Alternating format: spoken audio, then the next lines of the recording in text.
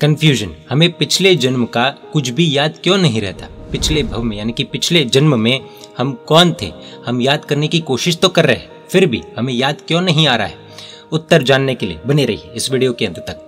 प्रश्न ये है कि कई बार संतों के प्रवचन में जब नरक का वर्णन सुनने में आता है और साथ साथ ये भी सुनने में आता है कि ऐसी भयानक यातनामय नरक में हम भी अनेक बार पाप करके जा चुके हैं एवं हमारे अनंत भव हो चुके हैं, हम अनादिकाल से जन्म मरण के जंजाल में भटक रहे हैं, तब प्रश्न होता है कि हमें नरक का एक भी दुख याद क्यों नहीं आ रहा है? पिछला जन्म भी याद नहीं आता है, ऐसा क्यों? धर्म प्रेमी संदेश मैगजीन के माध्यम से सॉल्यूशन देते हुए पूज्य निर्मोह सुंदर विजय जी महाराज साहब कहते हैं कि गत भव की बात कहा कर रहे हो आप?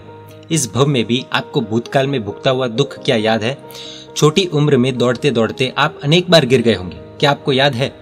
हमने ऐसे लोग देखे ही जो अनेक बार बेसन के खम्मन से दस्त लगने पर भी सामने बेसन के खम्मन दोबारा आने पर अपने आप को रोक नहीं पाते, पुरानी बातें भूलने की आदत से अपने ही शरीर पर अत्याचार कर बैठते हैं। डायबिटीज का रोगी मिठाई खाने से मरने की कगार पर अनेक बार पहुंचने के बावजूद सामने मिठाई देखकर पूर्व की यातना यानी कि पीड़ा भूल जाता है और मिठाई खा लेता है।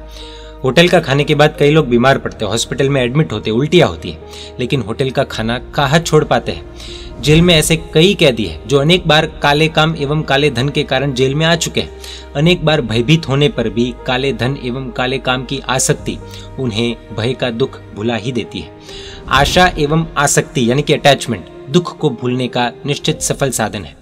जब हमारी पूर्व जन्म की जिंदगी समाप्त होती है तब बहुत बड़ा झटका जीव को हिला देता है। जैसे भूकंप का झटका पूरे मकान को ढा देता है, ठीक वैसे ही मकान के अलग अलग कोने में रही अलग अलग चीजें भूकंप में तहस नहस हो जाती है। वैसे ही मौत के भूकंप से जिंदगी के अनेक कोने में बनी घटनाएं बिखर जाती है, हम भूल जाते हैं। यदि ये भूलना नहीं होता तो हमारे जन्म मरण की परंपरा यानी कि संसार चारों गति में भटकना भी नहीं होता। सभी धर्मों में द्वेष को बुरा माना ही है, लेकिन जैन धर्म ने तो राग को उससे भी ज्यादा बुरा माना है। राग यानी कि अटैचमेंट या फिर आसक्ति ये सारे दुखों को भुला देती है।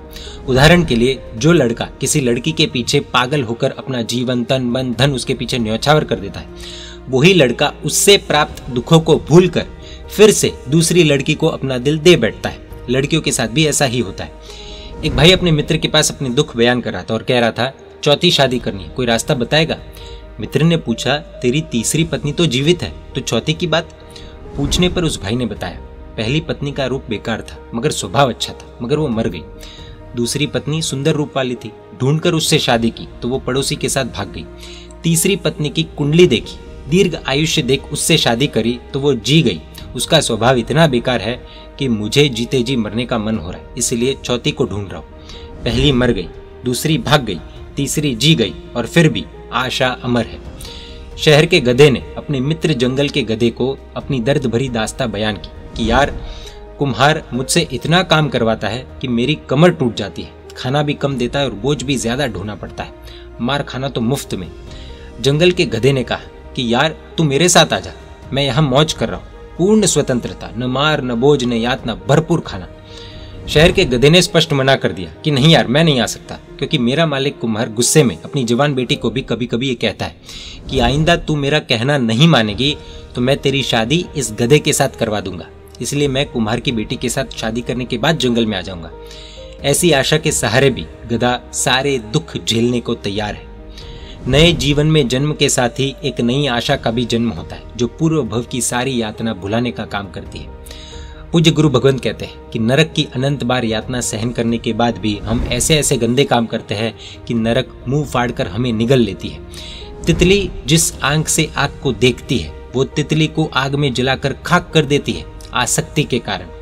अज्ञान, आसक्ति, आशा, इन तीनों के कारण पूर्व भव की सारी यातना हम भूल जाते हैं। भूतकाल के अज्ञान से, वर्तमान की आसक्ति से यानी कि अटैचमेंट से एवं भविष्य की आशा से भूलने की आदत हमसे जाती नहीं। प्रश्न उठ सकता है कि कई बार हमने कथाओं में देखा है कि किसी किसी को पूर्व भव की स्मृति होती है, उसका क्या? इसका उत्तर सिंपल है कि जो वैरागी होता है या फिर ज्ञानी होता है उसे पूर्व भव का स्मरण हो सकता है। अपनी आत्मा पर जो क्रिया के संस्कार गहराई से पड़ते हैं वो संस्कार इस भव में पुनर्जीवित होते हैं। वैसे ही जो भव की क्रिया गहराई से की गई वो भव की स्मृति जाति स्मरण से होती है, लेकिन ये कुछ ही लोगों को होती है। तो ये था जवाब कि हमें पिछले जन्म का याद क्यों नहीं रहता। जय जिन शासन, जय महावीर।